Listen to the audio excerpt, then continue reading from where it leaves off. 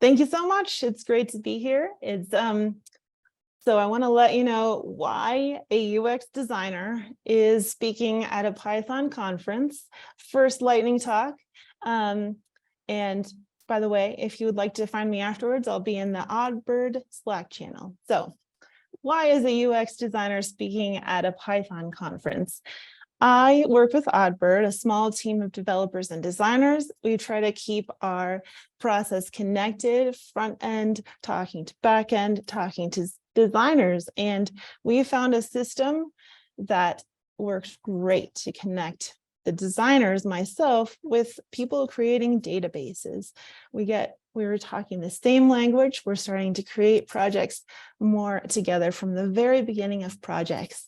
So I want to just give you a really quick introduction to what this system is, what this philosophy is, and then talk to me more about it afterwards. So object-oriented UX is a philosophy and a set of principles that helps UX designers break down complexity and understand convoluted business requirements, synthesize research, and here it is, facilitate collaboration among stakeholders, including those backend developers and subject matter experts and developers. Yeah, all the stakeholders, including developers. And so, way of designing for digital systems that respects the fact that people think in objects and need consistent, recognizable objects to understand an environment or a product. So I took a certification course with Sophia Prater to learn about OOUX, and she has the specific process for going through an OOUX methodology, which is called the ORCA process. And these are all the steps. I'll just let you see them right now. They're very intense, and we can talk about them all on Slack. So this is really important. How do OOUX and ORCA actually help you make better digital products? This process, I found from many examples, helps you to make sure that objects in your digital projects that you're creating are not broken. So let me say what an object is really quick, more clearly. An object in a room, for example, as we all know, go into a room, you see a chair, a table, a person. So this methodology helps you think of objects in a digital space in the same way. You go into a digital space and you see what are the things that you want to manipulate. Do you see a user object? What does that look like? What kind of objects do you see? Do you see video that you want to play? Do you see posts that you want to read? These are some examples of objects in digital products. People think in nouns, people think in objects. So it's a way of trying to get people to think the same way within digital spaces as they do in physical spaces. So the OOUX process helps you to make sure your objects are not broken, in that if you try to click on that video, does it actually play? That's a really simple one. It helps you make sure your objects are not masked. So objects could, oftentimes you'll start to see this if you look for it.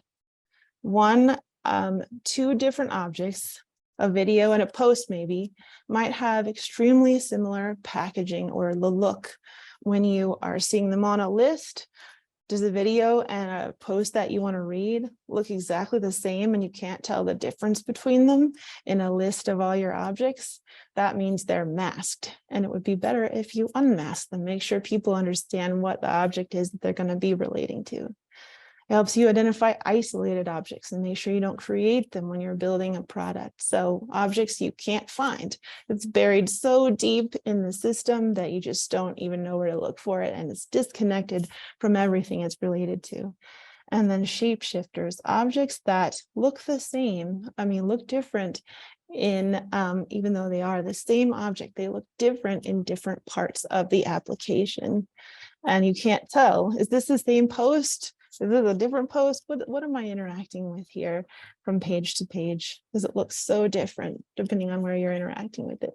Those are some of the things that OOUX and the ORCA process help you to identify in existing apps and avoid when you're creating apps. And this is getting into how you do the process. And I want to skip ahead to the part that really helps bring backend database developers and designers like myself together. We make something called an object map in OOUX. And an object map is where you list all your objects at the top row. You can see my little sticky notes in the top row here on this picture are all my objects in a digital product. And we stop and talk with the clients, talk with database developers about what these objects should be called. We all agree on terminology that we want to use in common. We make sure that we are on the same page. The client might have 2 or 3 different names for the same object in the system. We make sure to pick one name that we're all going to use in common for that object.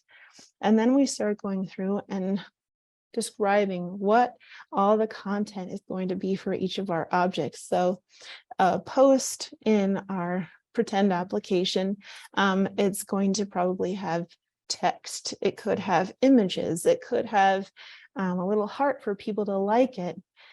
So many different things. Then as we go down this sticky note list at the bottom, you will get to those relationships. And this is really where designers get to start thinking like database developers, defining, okay, object at the top is related to a different object in the system. How?